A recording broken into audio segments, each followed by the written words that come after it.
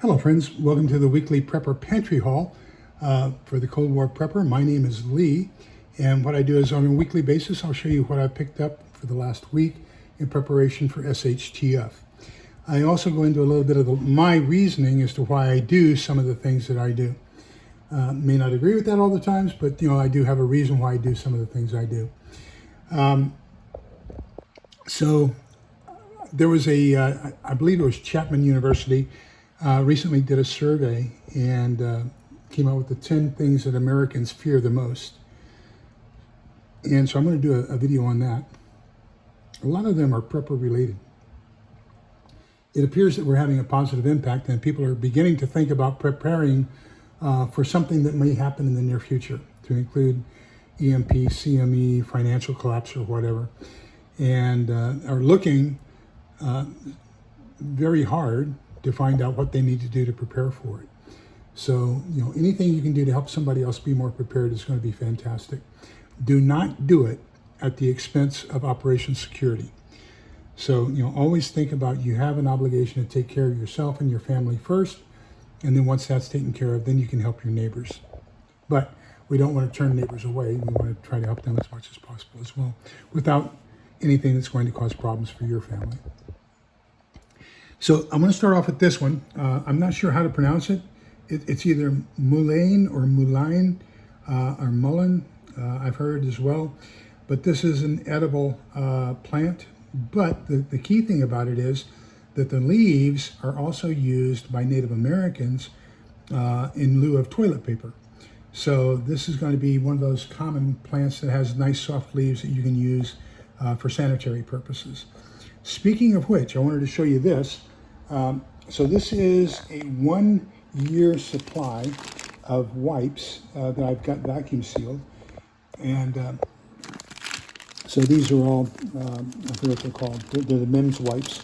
But anyhow, I've got a 1 year supply, assuming that we're going to have 2 wipes per person per day. That's 1 year supply for one person, or a 6-month supply for 2 people. So as we start taking a look at what we're getting as far as preparing your pantry, remember that the longer you have preparations for, the more space it's going to take up. And so make sure you have adequate space for what it is that you want to take care of. Remember that canned goods can already have water in them, whereas dehydrated and freeze-dried foods do not. So if you're going to store dehydrated and freeze-dried foods, remember that you have to store extra water as well. So, take those into consideration as you're doing your storage and planning for that. So I did stop by the Latter-day Saints Provident Living Center here in Round Rock this morning and got 1 package of dry milk. I was under the impression that these were good for 2 years, but we were talking, and this is actually good for 10 years because it's sealed in a Mylar bag. It's the hot chocolate and the pancake mix. They're only good for 2 years because those are in plastic bags, but this is good for 10 years. We picked up 2 more bags of one of Mexican rice, one of Spanish rice, just for a change in taste during SHTF. We've got 2 containers of instant lunch. Now these you need to vacuum seal. They will go hard on you, the contents on the inside, the powder, as well as the freeze-dried shrimp. So make sure you have those in an area where you can freeze-dry those. When you do that, beware, as it sucks the air out, it's going to shrink and it can damage the styrofoam cup. So make sure you have a way of cooking these other than the styrofoam cup that they come in when you prepare them. The other 2 things we picked up at the LDS Provident Living Center this morning was a can of macaroni and a can of flour. So this can of flour should produce at least 2 loaves of bread. And the macaroni, I was debating whether I wanted to do their spaghetti bites or the macaroni. The spaghetti bites are, I showed you last week, I had angel hair pasta that are half size and they're also thinner. The spaghetti bites from the LDS Provident Living Center are 1/3 of a normal length of spaghetti, but they are spaghetti thickness. So I figured that maybe macaroni might be a little bit more versatile and so I need a little bit more of that because macaroni will probably go extremely well in most of this soups and things like that. Also, macaroni plus ground beef plus cheese plus chili sauce. You've got mac and cheese, or you've got mac and cheese plus you've got chili mac. So I just figured it might be a little bit more versatile. Picked up a box of ammunition. Picked up, now both of these can be found in MREs, and so I decided I wanted to save some for just a morale booster in long-term survival. So I got one jar of M&M's plain and one jar of Skittles. I picked up, this is called a fib kit. And basically these are dull awls, and the reason you have these is to dig knots out of rope. I wanted to have that. I already have one on my Swiss Army knife, which is great. Don't confuse it with the awl, and don't confuse it with the sewing needle, because you don't want something that's going to pierce through the rope. You don't want to damage the rope.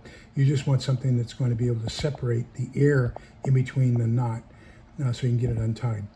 And so that arrived today. I'll do a video on it. I'll do a short on that and give you an example. Got in another, this is a 6-person litter or body bag. So if you leave it zipped up, there are 6 handles on the side. You can use that for a litter, in the sense that you can carry somebody, from a wounded person, an injured person, from one site to another. And if not, you can unzip it and put a body inside and then zip it, and it's hermetically sealed so that you don't have any obnoxious odors or any fluids, bodily fluids, or anything else seeping out. That's going to become extremely important for OPSEC if you have a fatality inside your home and you're trying to keep your home buttoned up so that people don't know that you're there. You probably don't want to do that with a body inside the home. So you want to make sure you have a way of separating that body and not causing inconveniences to the rest of the people because of the decomposition of the body. But this also makes for a fantastic substitute casket. So we now have 2 of these, one for each of us, so that if anything happens, we can have something decent to protect us from wildlife and insects when they put us underground. Books that I picked up this week, Dictionary on Catholic Mysticism, because we're adding mysticism to the OCIA, Order of Christian Initiation for Adults, or our conversion class. And I'm teaching that this year. So I'm picking up a lot of information on mysticism, exorcisms, and of course, eschatology, which is the end times. I'm teaching all of those classes. So I picked up a book on St. Benedict, and this is the medal. Oh, as a matter of fact, I can dig it out of my pocket. That's the St. Benedict medal that I carry in my pocket. And let me see here. This is my rosary container. You can tell how old it is. I've had this since I was in the 6th grade. So 6th grade would have been, I would have been 11 years old, so that would be 1963. So I've had it since 1963. But here's my St. Benedict's medal. So it's pretty much the exact same thing, just in color. So it's Crux Sacra sit mihi lux. Let the cross of Jesus be my light. Non draco sit mihi dux. Don't let the dragon seduce me. Then I found this a lot cheaper at a used bookstore than I did from online with Amazon. So I got Amazon, but it's used. And it came from the Jesuit Library in Spring Hills College. So that's fantastic. But this is all about Paul's theology. He's the second most prolific writer of the New Testament. Of course, the most prolific, volume-wise, is St. Luke.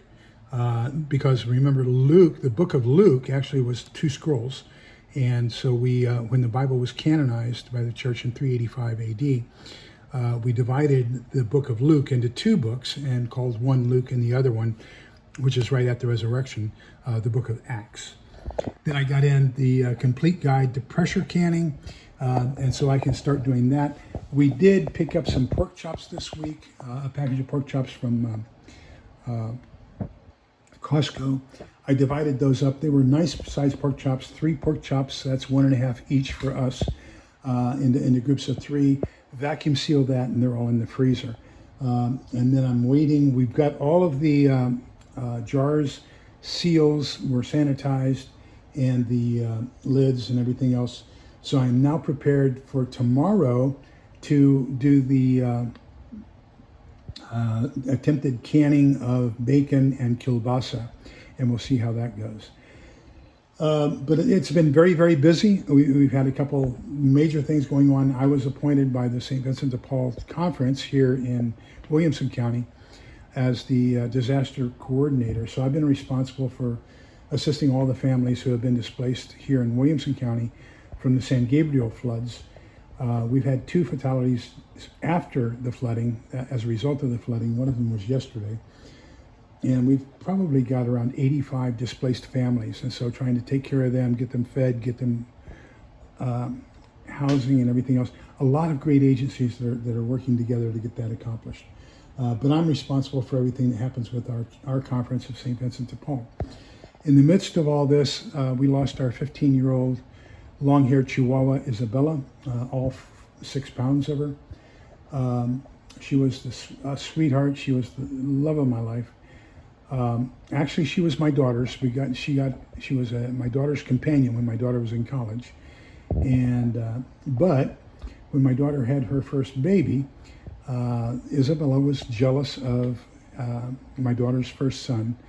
And so she decided to follow me to the car one day when we were visiting and came home with us and never left. So we had her for the last 7 years. And she was just a blessing, and we're going to miss her. But I wish that there were just more like her on the face of the earth, because just 100% bundle of love.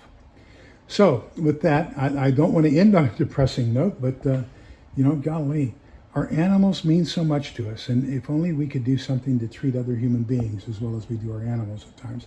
But then again, there are those people who treat their animals terribly as well. Oh, I did want to tell you, I finished reading The Attack by Kurt Schlichter. My gosh, what a great book. I'm going to put a link to it in the notes. Read that book. It's only 40 chapters. Each chapter is a different point of view. Remember, this is based off of his intelligence analysis. Each chapter is a different point of view on how each day of a 3-day multi-pronged 1,000 terrorist attack on the United States would look like. And oh my gosh, it's eye-opening. What a great book. I'm going to put a link to it. Get that book, read it. Helen's reading it right now. So remember that we're all in this together, so we can come out the other side together. Do me a favor, down in the comments, let me know what you're doing. Tell me what you are doing so that, excuse me, just in case I missed something or you're doing something I need to add to my preps, I will greatly know that. But please continue to be kind, polite, and respectful to each other, because togetherness is the key. Take care. Bye-bye.